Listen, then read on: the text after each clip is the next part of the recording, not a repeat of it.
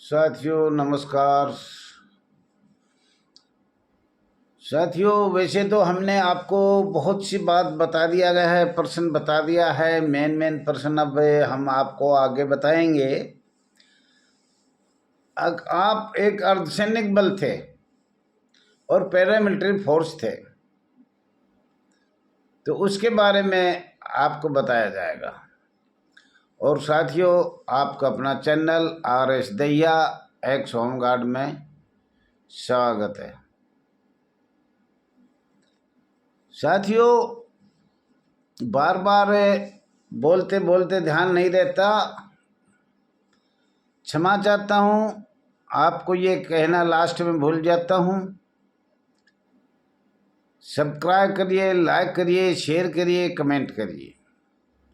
साथियों, कमेंट ज़्यादा से ज़्यादा करने की कोशिश करो। आपकी all India home guard welfare association register number 34,987, राष्ट्रीय चेयरमैन रघुवीर सिंह दहिया, राष्ट्रीय अध्यक्ष भी रघुवीर सिंह दहिया। अभी इसमें चेयरमैनी में हम एक नारी शक्ति, जो हमारे इस संस्था में इतनी नारी शक्ति है, महिलाएं हैं, बहन बेटियां हैं, उनके साथ जो हो रहा है उनको भी हम सब ध्यान में रखते हैं।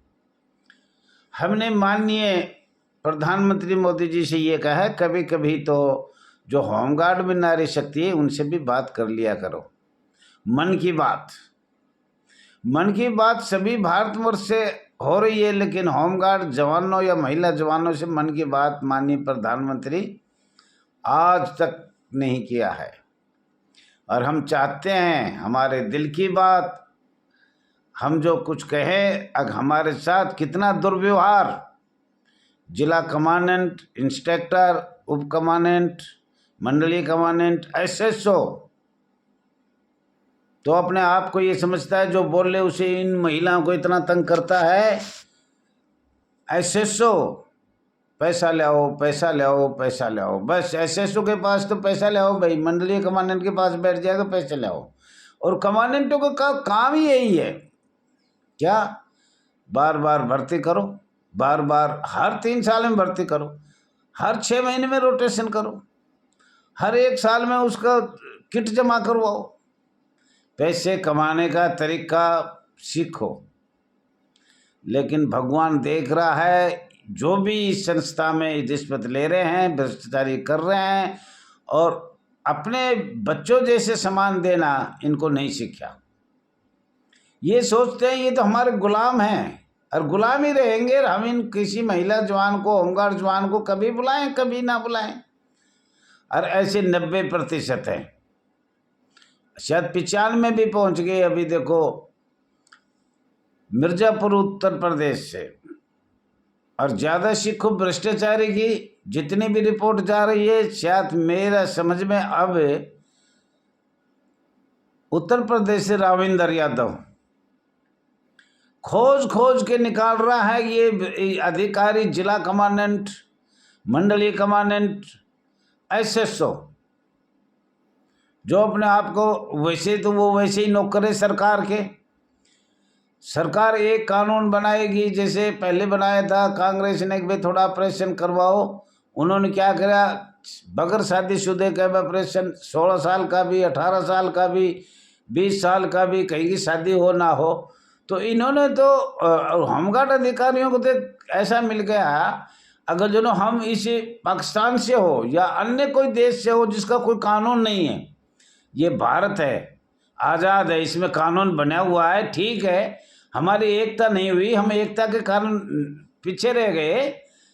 और बार बार कहा जा रहा है तुम्हारा भी करे हुए कर्म आपके अधिकारियों से, मैं बार बार बताएगा आप अधिकारियों से, 76 साल नहीं 84 साल तक आपने जो हमारे साथ किया है। 1940 से राजपत्र बनाया था होमगार्ड का, और हम बार बार हाथ जोड़ के कर रहे हैं, जिला कमांडेंटों से, मंडलीय कमांडेंटों से, SSO से। तुम्हारे ये बोर्ड कैसे लगे जब ये संस्था थी नहीं होमगार्ड की, तो तुम्हारी ये कंधे HGH के कैसे बने? एसजी की कैसे बने, लेकिन इसका इनके पास कोई जवाब नहीं है किसी प्रकार का।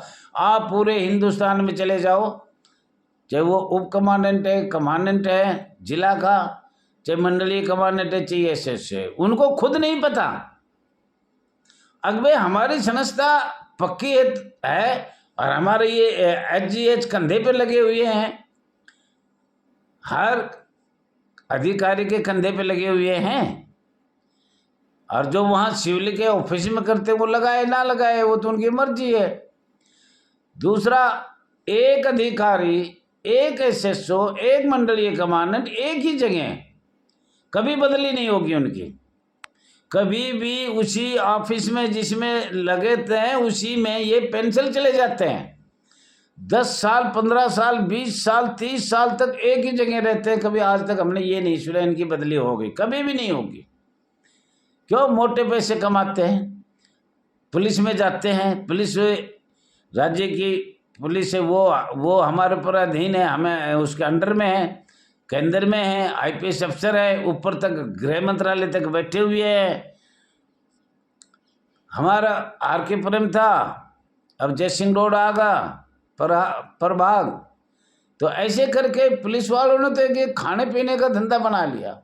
कमेरे इनके नीचे आ रहे हैं, वो कमाए के देते हैं। सरकार कहती है कि भाई जो अच्छा काम करेगा उसी को रखेंगे, उसी को कमांडेंट बनाया जाएगा और कुछ बनाया जाएगा, उप कमांडेंट, इंस्ट्रक्टर बनाया जाएगा, और साथियों दो कमांडेंट बनेंगे। एक सीटीआई का कमांडेंट, जो आपको ये भी बताया जाएगा। बहुत सी बात रह रही है मेरी ज़िंदगी में अधूरा, अगर ये सीटीआई कमांडेंट कैसे बना दिए? हर जिले में सीटीआई कमांडेंट, हर जिले में सीटीआई कमांडेंट। लोगों ने, भारत सरकार ने सोचा कि इन पे ज़्यादा खर्चा कर देंगे, फिर होमगार्ड जवानों को नहीं देंगे, उनको तो स्वयं पूरे भारत के जन जन के कानून लगाए जाएंगे, पब्लिक के कानून लगाए जाएंगे होमगार्ड संस्था पर। और साथियों, ये भी आपको मैं बताना चाह रहा हूँ, शायद इस वीडियो में अधूरा भी रह जाए, काफ़ी उम्र होगी। 1777 से लेके 1957 तक हमने काफ़ी कुछ बताया, अंग्रेजों का टाइम से पहले भी बाद में भी। 1958 से 1944-45 तक हम बता चुके हैं इसमें, और 1946 से 1969। अब आगे 70 की बात चलेगी और वो भी हम बताएंगे। 70, 71, 72, 74 इनमें जो भी किया, और जो भारत सरकार ने आदेश किया राज्य सरकार ने लागू नहीं किया, जबकि पैसे तो सबके पास जाते हैं। एक कमांडेंट ऊपर तक दे रहा है, और ऊपर के जो भारत सरकार जो कंपेनियन बुक बनाई है उसके आदेश जो दिए हैं, सीएनडी ग्रुप का हो चाहे और किसी का भी हो, उनको लागू नहीं करना। ईपीएफ फंड हो, ईपीएफ फंड की जगह वो दूसरा और भी है एक, वो भी लागू नहीं करना। चिकित्सा का भी नहीं करना, कोई मर गया वो भी नहीं करना, जी गया वो भी नहीं करना, निकाल दिया उसका भी नहीं करना। कोई भी कानून भारत सरकार ने बनाया है उन्हें लागू नहीं करना। उन्हें अपनी मनमर्जी से ये बना रखा है, अगर न हमने किसी को सजा देना है, न किसी को हमने और कुछ जुर्माना करना है, हमें उसको नौकरी से निकाल देता है। ये नया कानून बनाया है जिला कमांडेंट, मंडलीय कमांडेंट, एसएसओ और पुलिस वालों ने मिलकर। अगर जो बोले उसको सजा तो ये हमने वैसे दे दिया। इसके बारे में हम बताएंगे पूरा, मेरी बहुत सी अधूरी बात रहेगी, पूरा एक्ट तुम्हारा क्या कह रहा है। ये बात हम अभी तो मोटी मोटी बात बताई है, लेकिन ये चैनल चलता रहेगा, हर एक बात का प्रश्न का उत्तर आपको दिया जाएगा। तो ये कमांडेंट से मैंने एक से पूछा, फ़ोन तो हमारे उठाते नहीं है, अगर इसको पता लग जाए all India home guard welfare association के राष्ट्रीय अध्यक्ष दैया जी, वो काट देंगे। हमने उनसे बार बार पूछा है, हर चीज़ के बारे में पूछा है, लेकिन वो कोई उत्तर देने में असमर्थ है। हमने 2 बात बहुत जो शान से पूछी, आपके जो कंधे पे सोल्जर सजा रखे हैं, ये जब पक्के होमगार्ड नहीं है तो ये कहाँ से आए? नंबर 2, जब सजा का प्रावधान है, जुर्माना का प्रावधान है, तो आप सजा प्रदान क्यों नहीं देते? तो उन कमांडेंट का उत्तर है हम क्यों देंगे? हम तो पैसे कमाएंगे, आपको निकालेंगे, आपको तंग करेंगे, जब हमें पैसे मिलेंगे एडवांस में लेंगे, बार बार भर्ती करेंगे। ये कमांडेंट और मंडलीय कमांडेंट और एसएसओ के विचार है। शायद 1 करोड़ रुपए एक जिला से जाते होंगे। क्यों? भर्ती करेंगे, ले आओ पैसे, और क्यों करो, ले आओ पैसे, और कुछ करे, ले आओ पैसे। हमने सुरेश जी को पहले भी बता दिया था इसमें। 17 फरवरी 1969 में जो आज महानिदेशालय राजा गार्डन से लिखा हुआ लेटर में आ रहा है बार बार। तो साथियों, पॉइंट पकड़ो और पॉइंट से करो लड़ाई।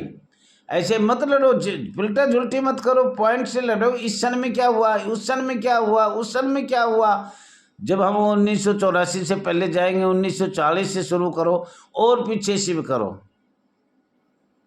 औद्योगिक क्रांति ये कब से, बहुत लंबे समय तक हम मांग रहे हैं। तो साथियों, मैं तो ये कहता हूँ अपने हिसाब से, जो आज हमारी बहन बेटी 3 वर्ष, 5 वर्ष, 10 वर्ष, 15 वर्ष नौकरी करके सेवा देख के निकाल दिया गया, धक्के मार दिए। और आज भी मैं ये गारंटी देता हूँ, छत्तीसगढ़ एसएसओ को रुपया दे दो, 2 लाख, 4 लाख, 5 लाख, एक आदमी को वापसी बहाली कर लेगा। जिला कमांडेंट की ताकत है, वो सब मिले हुए हैं। जब तक जिला कमांडेंट हाँ नहीं भरेगा कि ये जवान ठीक है, सही चाल चलन है, ये अपनी आवाज़ नहीं उठाता, हमें हर महीने रुपए दे रहा है, 10,000 रुपये अपना वेतन वहाँ से हमें 20,000 दे रहा है, तो उनको वो नहीं निकालेंगे। और जिसने वेतन में से आधे पैसे नहीं दिए उसको वो कमांडेंट निकाल देगा। हम किसी अधिकारी के पास जाए, मंत्रियों के पास जाए, कहीं भी जाए, कमांडेंट जब तक ये नहीं कहेगा कि इस जवान को मैं वापस ले रहा हूँ, जब तक वो नहीं लेगा। और वो कहने के लिए आप एक जिले से जाकर माननीय गृह मंत्रालय आर.के. पुरम तक जाइए, आर.के. पुरम भी नहीं होगा तो आप जयसिंह रोड जाइए, लेकिन आपकी कोई सुनाई नहीं होगी। क्यों? कमांडेंट के पास विटो पावर है, वो सबको कमा के दे रहा है, सबको पूरे नीचे से ऊपर तक जयसिंह रोड तक जा रहा है पैसे। अरे क्या हमारी कोई शिकायत की कोई सुनवाई नहीं होती? हम बार बार चिल्ला रहे हैं, बार बार चिल्ला रहे हैं। इतने गंदे आदमी भर्ती कर रखे हैं प्राधिकारी, अगर उनको हम देख नहीं सकते। वेस्ट बंगाल से बुरा हाल तो हमारे इस होमगार्ड संस्था में है, पर कोई सुना नहीं रहा, कोई नहीं सुन रहा है। और हम डर की मारी बोल नहीं रहे। क्यों? जब हम बोलते हैं तो ये नौकरी से निकाल देते हैं।